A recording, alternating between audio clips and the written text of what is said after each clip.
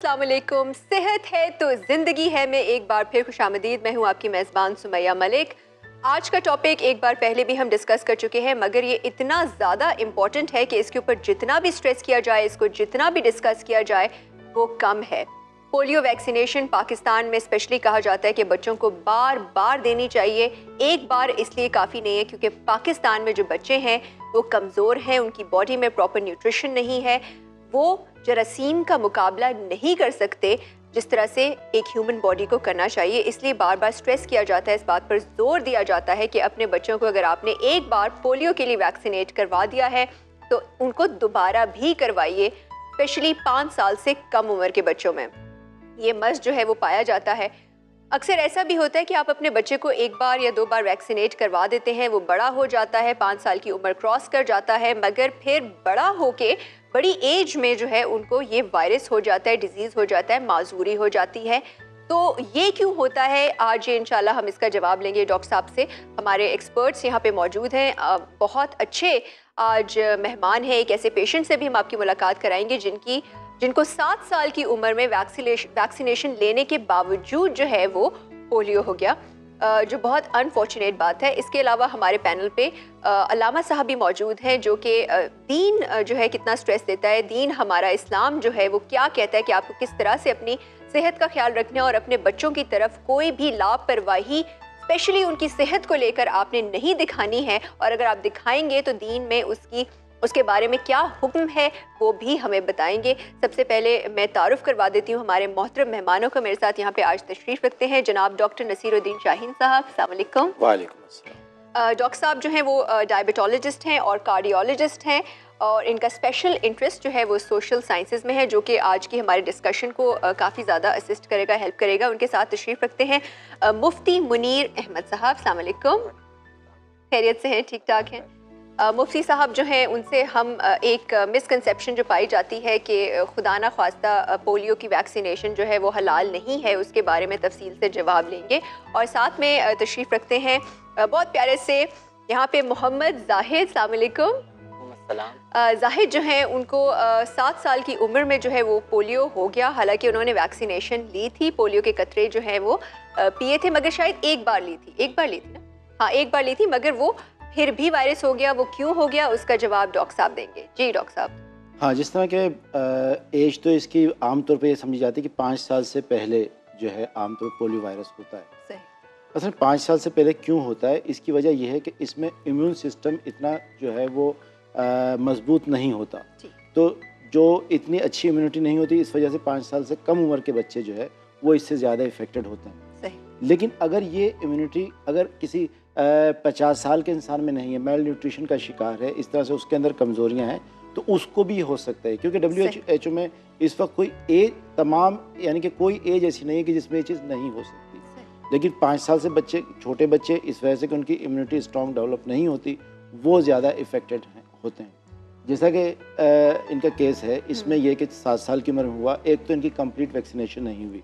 सही, एक बार उन्होंने ली। जी, एक बार उन्होंने ली, और जो बार बार ये मैसेज दिया जा रहा है कि बार बार लें, इसका मकसद ये है कि हमारे यहाँ इतनी अच्छी इम्यूनिटी नहीं है, तो बार बार ली जानी चाहिए ताकि कम्प्लीटली जो है ये इसकी रेडिकेशन हो सके। ठीक है। अच्छा, साथ साथ मैं ये भी पूछना चाहूँगी कि वाइल्ड पोलियो वायरस जो कि किसी भी उम्र में हो सकता है, ये किस चीज़ से ट्रांसफ़र होता है? क्योंकि हमें जहाँ तक जितनी इन्फॉर्मेशन है ये फीकल मटेरियल में पाया जाता है और खाने पानी से, इस तरह से। इसमें बिल्कुल ओरोफिकल रूट जिसे कहना चाहिए, यानी गंदगी, और इसके ज़रिए जो है, तो इस हवाले से अगर डिटेल गुफ्तगू की जाए तो मैं ये कह दूँगा कि इसमें पर्दा नशीनों के नाम भी आ जाएंगे। सही। तो मसला ये है कि हमारे जो सप्लाई का सिस्टम, वाटर सप्लाई का सिस्टम जो है, उस सिस्टम में जितनी खामियां हैं, तो उस सिस्टम को समझते हुए हमें समझ लेना चाहिए कि हमारे यहाँ पोलियो ख़त्म क्यों नहीं हो रहा। सही। ये भी एक बहुत बड़ी वजह है।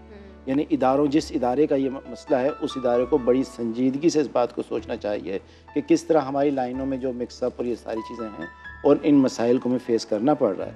इसके साथ सफाई का इंडिविजुअल, यानी कि हम ख़ुद अपना जो एहतमाम रखें कि हमारे अंदर, जो मुफ्ती साहब बताएंगे कि ज़ाहिर सफाई निस्फ़ ईमान है, उससे इस डिज़ीज़ का डायरेक्टली ताल्लुक़ है। अगर सफाई नहीं होगी, हम इस किस्म के एटमॉस्फेयर में रह रहे होंगे जहाँ सफाई का निज़ाम इतना अच्छा नहीं हो, या इलिटरेसी की वजह से लोग खुद अपनी सफाई को मैनेज ना कर रहे हो तो बिल्कुल। उसकी वजह से भी ये डिजीज़ जो है स्प्रेड होने के मतलब चांसेस हैं। थोड़ी सी लापरवाही की वजह से जो है ये डिजीज़ बिल्कुल आपको हो सकता है। तो आप कोशिश करें कि ये जो छोटी छोटी बातें हैं उनको अपनाएं, हाथ धोएं, अपनी सेहत का ख्याल रखने के लिए आप नहाएं, अपनी पर्सनल हाइजीन का ख्याल रखें। एक इसके बारे में पोलियो वैक्सीनेशन के बारे में मिसकंसेप्शन ये है, ये गलत बात है कि अगर आप ये वैक्सीनेशन अपने बच्चों को कराते हैं या खुद लेते हैं तो इससे बांझपन हो जाता है। डॉक्टर साहब, ये ठीक बात है? देखिए, इसमें फिर मैं वो बात कहूँगा कि हाथ कंगन को आरसी क्या। असल में मेडिसिन में स्टडीज़ होती हैं, एक पूरी पूरी स्टडीज़ होती हैं, उसके बाद एक रिज़ल्ट आता है। सही। तो पोलियो वैक्सीनेशन आज की नहीं है, जिस ज़माने से ये स्टार्ट हुई तो एक नस्ल जवान हो चुकी है। सही। मैं समझता हूँ उसमें बहुत सौ की शादियाँ हो चुकी होंगी। सही। तो अगर ऐसा होता कोई ना कोई रिजल्ट तो सामने आता। बिल्कुल। तो हाँ जी, मुफ्ती साहब, इसके बारे में भी मैं आपसे पूछना चाहूँगी कि इनफर्टिलिटी के बारे में, बांझपन के बारे में, ये एक मिसकंसेप्शन है कि ये हराम है, इसमें खुदा ना ख्वास्ता पता नहीं क्या चीज़ है कि बांझपन हो जाता है। क्या ये दुरुस्त है? ये हराम है या हलाल है? बिस्मिल्लाहिर्रहमानिर्रहीम। कि ये जो पोलियो के मेडिसिन के अंदर ये कहा जाता है कि इसके अंदर इससे बांझपन पैदा होता है, इसका कोई तसव्वुर नहीं है। और एक उसूल जहन में रखना चाहिए, जब तक किसी शय के माहिरीन उसके बारे में ये कंफर्म ना करें कि इसके अंदर ये साइड इफ़ेक्ट है, उस वक्त तक हम अपनी सोच से ये नहीं कह सकते कि ये साइड इफ़ेक्ट पाया जाता है। तो पोलियो के मेडिसिन में बांझपन के तसव्वुर को डॉक्टर्स जो है वो कंफर्म करेंगे और पैथोलॉजिस्ट जितने भी होंगे वो देखेंगे और मेडिसिन जो है वो रिसर्च सेंटर के अंदर जाएगी। तो इस पूरी रिसर्च के अंदर कहीं भी ये तस्वुर नहीं मिलता कि इसमें कोई बांझपन का है, जैसा कि डॉक्टर साहब ने भी फरमाया।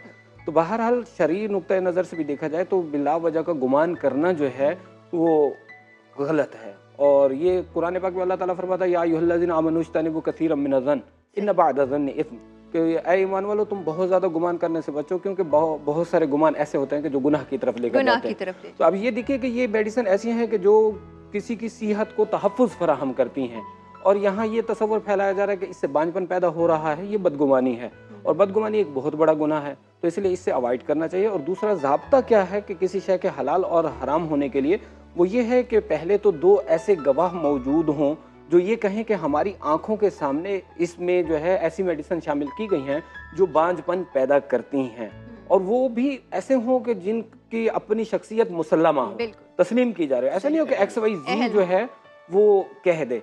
तो पहली शर्त तो यह है। दूसरी शर्त यह है कि जो कंपनी मेडिसिन बना रही है वो उसका साइड इफेक्ट खुद बताए कि इसके अंदर एक ऐसा साइड इफेक्ट पाया जाता है कि जिससे बांझपन पैदा हो सकता है। तो दोनों सूरतें यहाँ पाई नहीं जा रही, क्योंकि साइंस और जो भी डॉक्टर्स हैं वो सब ये कह रहे हैं कि इसमें कोई ऐसी मेडिसिन नहीं है जो साइड इफेक्ट पैदा होते हैं।